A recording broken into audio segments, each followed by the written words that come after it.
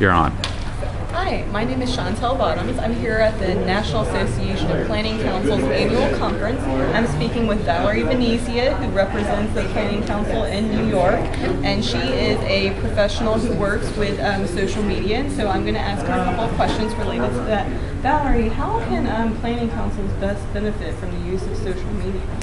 Well, I think it's going to differ for each planning council, but I think the general idea is that it's time for planning councils to start talking to each other and kind of having a dialogue with people in the community. So social media tools are a great way to start getting your message out, and they're mostly all free. And it's also a great way to connect with like-minded people who are interested in planning and the work that you do. Now, as a planning council, what kind of concerns should we have moving forward in use of social media?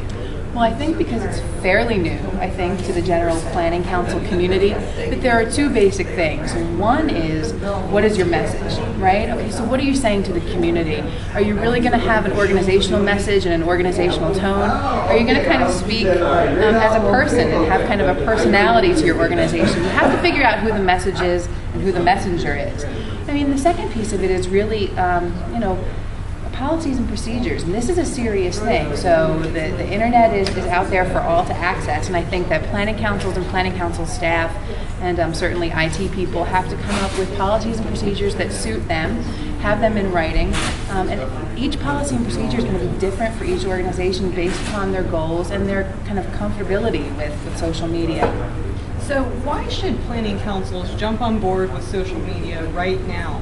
What does the future look like? Is this going to be something that's essential for us to use?